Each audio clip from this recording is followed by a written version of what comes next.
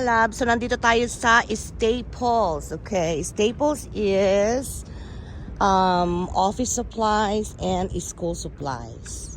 Okay, so exclusive siya sa ganon na mga mabibili dito.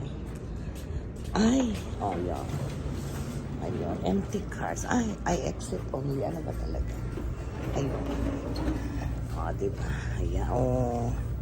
Papakuha ka ng card. Pakuha tayo ng card. O, kasi marami tayong bibilhin na mga kailangan ni Bebe sa school. Ay, may mga hot deals na sila. O, diba? Mga AirPods. Tapos, yan, mga John Sport na mga tawag nito thermals. O, ayan. Okay. Meron ng backpack si Bebe. Kaya di na ako bibili ng kanyang backpack. Ayan, ang dami dito. Hanap tayo na, ayun. Dito siguro yan. Yan, daming pens. O, diba? O.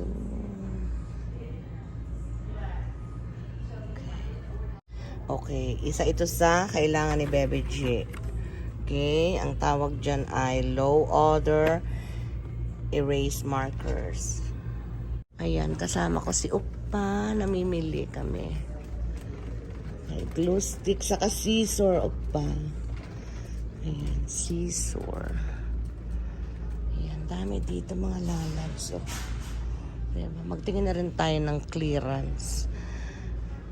Kung pwedeng i-shoot sa ano ba. Ayun, kailangan ko to eh. Ay, grabe siya. Oh, mahal-mahal na siya. Gusto ko ng red pen. Ito is red. Oh, gel siya. Ayoko ng gel.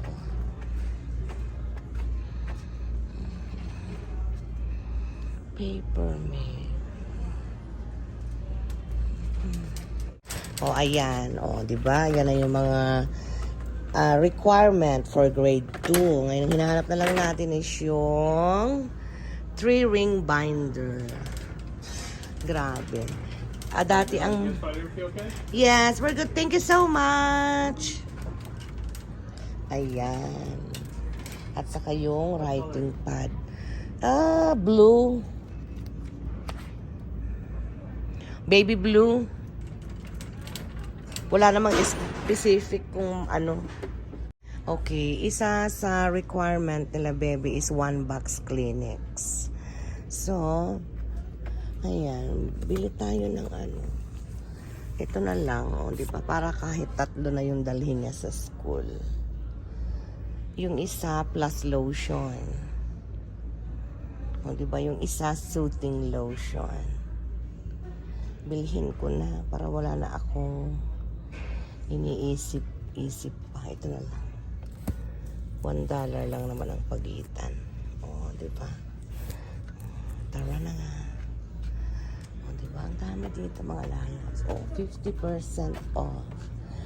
Shipping boxes. Okay. O, ayan na.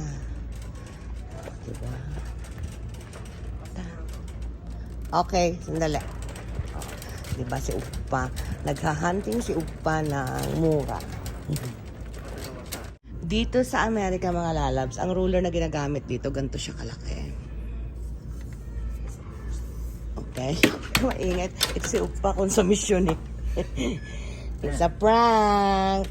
Ayan, kuha tayo ng ruler ni Bebe. Tingin tayo ng mas mura. $249, $279. Ayun, ang $1.99. Saan? Yung wood. Ayan, $349. $249. Mas centimeter din ba yan? Wala eh. Wala eh. Ito. Yan. Oo. Kunin mo yan. O, ayan. Kuhain natin ang centimeter. Ayan na. Itong mga to naman mga lalabs, kinuha ko lang to para maturuan ko si Bebe ng proper way of writing the small letters. Kasi diba dun nako-confuse sa mga grade 1, 2, and grade 3. Naipamili na ang bebe. So, ang upa ngayon, di ba? Bibili siya, mag-umpisa na siya mag-vlog. Ha! Mahilig mag-video si Upa pag nasa out of the country. Pag within US din niya feel, ay Upa, ito ang kailangan ko pa na isa, oh. Tignan mo nga kung may mura dyan, label maker. Ay, ayan, oh, 1999. Oh. Jiva. Mura lang pala yan. Oh, bili tayo ng Dymo. Maganda kasi Dymo eh. Yung Dymo na tatak.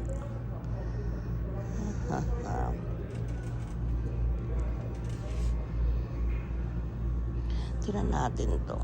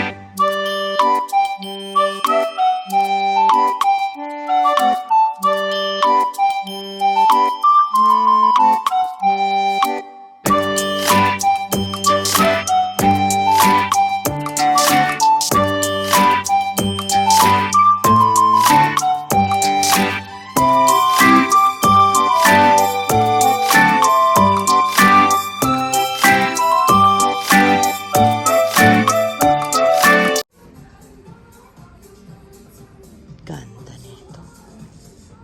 I love this. Tira niya naman, oh.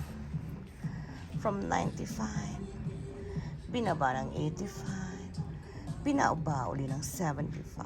O, diba? Okay. So, ayan. $69. O, diba? RL. Wala siyang extra eh. Okay, so nandito na tayo sa loob ng Meadowood Mall. Pakita ko lang yung kanilang fixtures. Isn't that pretty? Ayan. And of course, alam niyo na kung saan kami pupunta ni Upa, sa Starbucks. Nauna na si Upa. Diba? Dito, pwede ka na nakachinelas. Halika na, Upa. Starbucks muna tayo.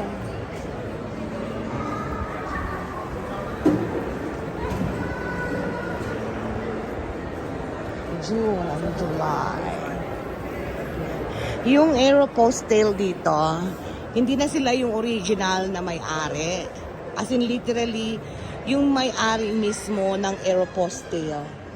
Kaya parang nilalangaw na siya, hindi na siya yung katulad ng dati. Ayan, meron silang bago, mga lalags, o mga frozen, strawberry acai, pineapple, passion fruit, at saka frozen mango dragon fruit. Try ko yung pineapple, passion fruit, lemon. Oh, di ba? So, kakain muna kami ni Upat. Nagutom kami. Ayan. Nagutom ang ating birthday celebrant. Okay, mga lalabs, kain na tayo. Oh, this is the mango. Pineapple, strawberry, frozen lemonade. Yummy. Harap siya. Kain na tayo. Let's eat.